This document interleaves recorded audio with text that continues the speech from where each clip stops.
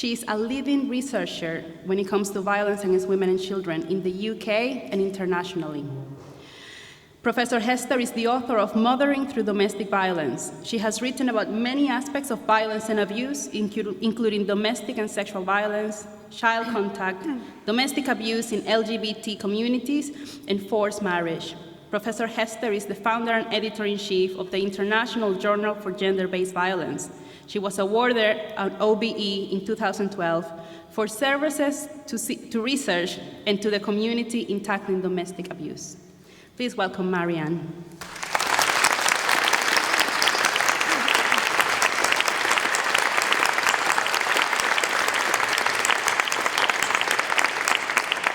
Thank you, everybody.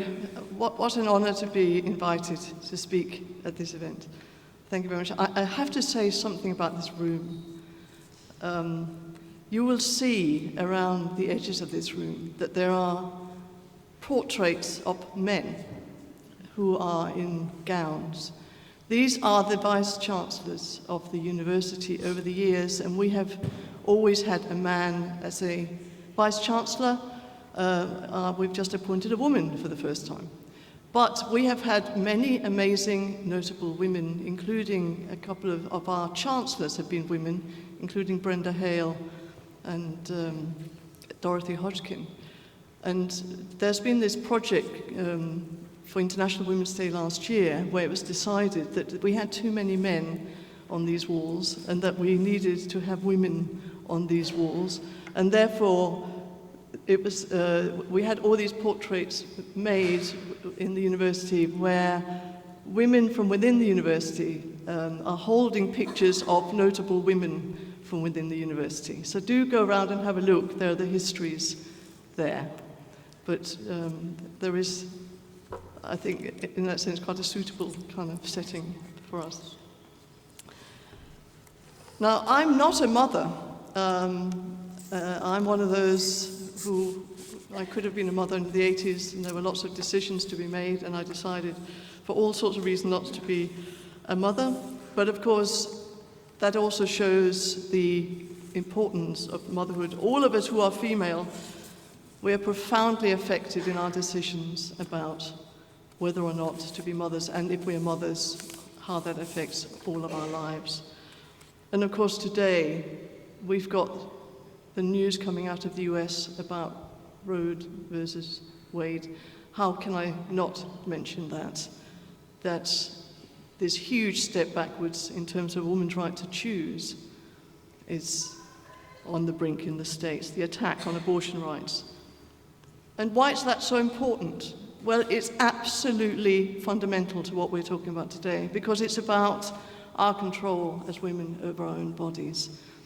And the fight we've had since the 1960s for the women's right to choose, the big demos of feminists in the 60s and 70s were often around the woman's right to choose. It was around abortion rights. It was about that right to choose whether or not to have children, when to have children, how to have children. And of course, the 1967 Act, you know, we've had that since then, and we've also keep seeing attempts to nibble away at that in various ways. The first women's liberation movement set of demands, there were 4 demands, but one of them was free contraception and abortion on demand. It's been at the root of feminism in the recent waves. So we have to continue to fight for those very basic rights. And we see, of course, with Ukraine, one of the things, inevitable things that's happening there is rape within that war context, but also that what's happening from here is the sending of the morning after pill, vast quantities of the morning after pill, and I hope they're getting through to some of those women.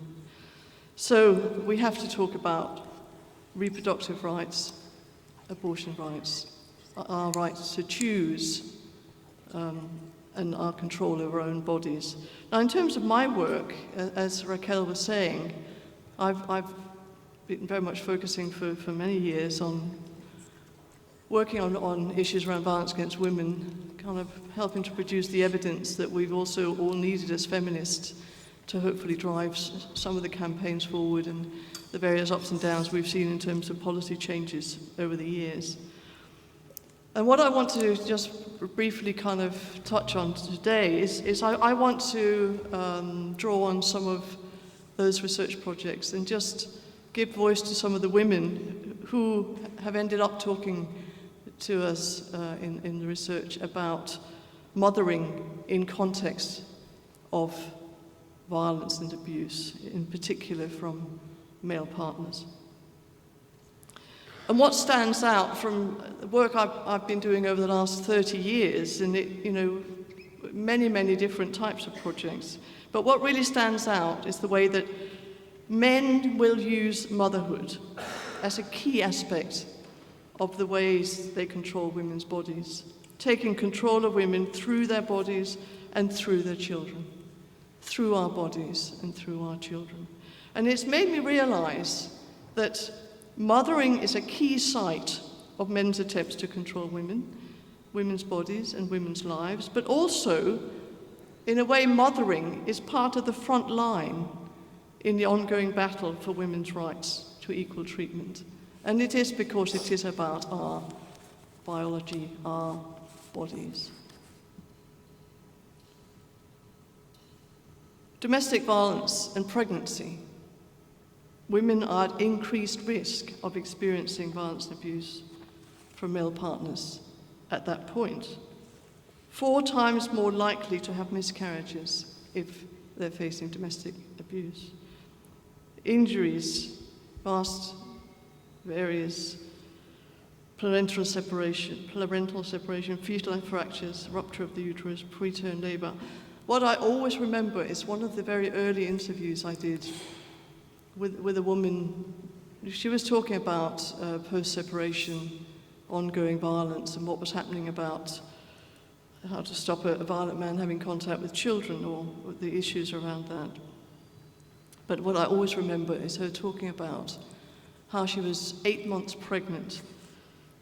Her husband was assaulting her, and she was lying on the floor, and he then jumped on her stomach so that it ruptured. And I've never been able to get that image out of my mind. I'm just so glad that she survived. But of course, she's one of many women. If there is already domestic abuse in the relationship, it is likely to increase, or to increase in severity, when women are pregnant or when they've just given birth. And the reason is again about control. It's because it's about men's control over women and their bodies. On the one hand, men may feel they're losing control over access to women, as women are focused on the small children, on the childbirth, and looking after and feeding newborns. One woman whom we interviewed said her husband insisted that she stop breastfeeding because he felt the baby took up too much time of her away from him. He was jealous because I was breastfeeding her and she was taking all my attention. On the other hand, women may be pushed into becoming pregnant because their partners want a child, or the child of the right gender, or because the partners believe that burdening the woman with several small children will keep her busy and prevent her from leaving. Poor birth outcomes, another obvious impact of violence against women. Low birth weight, premature birth, but also postnatal depression are all associated with domestic abuse during pregnancy. One woman said, after I had my son, I suffered from postnatal depression. And from the day I came out of hospital, he just took everything out of me because he wasn't working. I had the baby, but he just wouldn't help. And we were fighting and quarreling. It just went from there. He was extremely violent. One of the projects I'm working on at the moment is being funded by the Oak Foundation, and we're looking at the emerging ways in which men are using coercive control, because, of course, the tactics change all the time. And within that, one of the things we're looking at is reproductive control through chemical restraints, the use of medicines prescribed, not prescribed, and different other chemicals.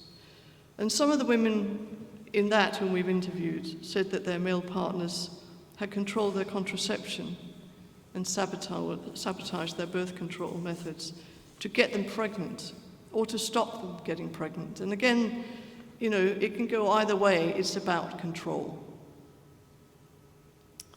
So they gave us different examples. One woman said, "He's had sex with me, knowing I didn't want it, and knowing my implant had run out. It made me feel awful, trapped, upset, sick, frozen, numb, ill." So of course she became pregnant. Another woman, "When I was 21, my ex-partner raped me, and that got me pregnant. The next morning, I wanted to get the morning after pill, but he wouldn't let me. He also used to discard my contraception so that I couldn't take it.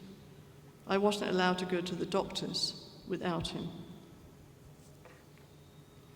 But other women who were then pushed into and manipulated into having abortions against their will, of course, also then talked about that. And another woman who was also raped by her husband and became pregnant says, "I didn't want another child with him, but I didn't want an abortion. I've always supported a woman's right to choose, but I knew I couldn't have an abortion myself. He attended all the doctors and counselling appointments with me, and even sat in the room while I took the tablets and pessaries that were inserted to give me the abortion." So he was obviously checking that she was going to do that. He used anger, tears, pleading, trying to get the counsellors to agree with him that I should abort the baby.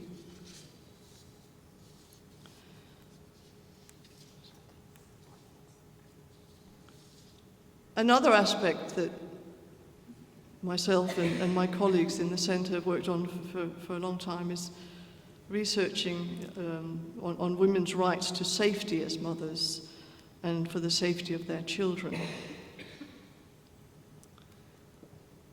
So looking at, especially sort of post-separation arrangements and so on. But that work has also brought to the fore many of the problems that women as mothers face from abusive male partners. So as I've said, violence against women begins or increases when women become mothers. But being mothers is actually very dangerous as well. If you look at the figures, women who are mothers are at least twice as likely to experience domestic abuse as women who are not mothers. And the abusive men will use various strategies to undermine women as mothers, and as part of their attempt to divert attention from their own responsibilities as fathers and as partners in relationships. And unfortunately, what the men do is often magnified and reinforced by professionals who think they may be doing the right thing, but actually end up really undermining the mothers in the courts and in child protection, which leads women to be the ones who are seen as failing to protect as mothers, even if it's the men who are the abusive ones. And also, despite the abusive fathers and their damaging behaviours, they end up being seen as the good enough fathers. We found that while women may be overwhelmed at times or shocked at how mothering changes their lives, the abusive male partners often expect things to stay the same as before. And therefore their expectations end up being very narcissistic, unreasonable, and contradictory, setting her demands as mother against his as lover. Violence during pregnancy can unfortunately also affect the attachment between mothers and their children, especially if the child results from rape or unwanted pregnancy. And as a result, of course, women end up possibly with very ambivalent feelings about their children. So one woman told us, with my son, the first 6 months to a year, I didn't want to know him because he was his. I hated him. I really did hate him. And if I had somebody there to help me, I don't think none of that would have happened. But of course, mostly these mothers don't get that kind of support.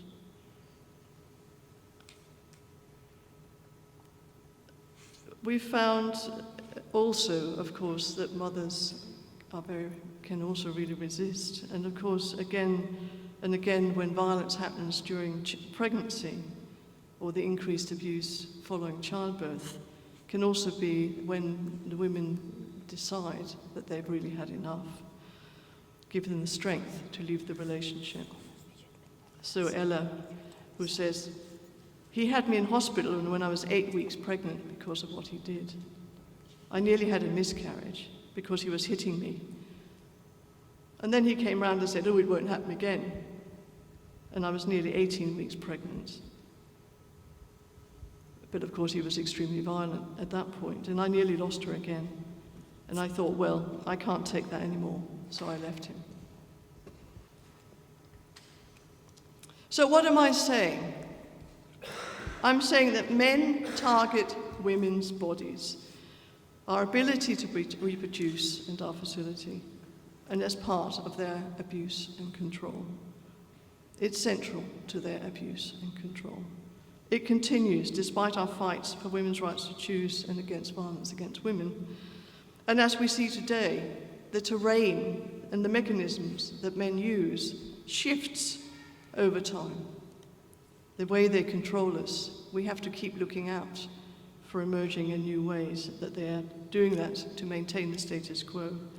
And that's why it's also so important to keep shouting about and documenting what's happening in relation to female bodies and sex-based rights. Thank you.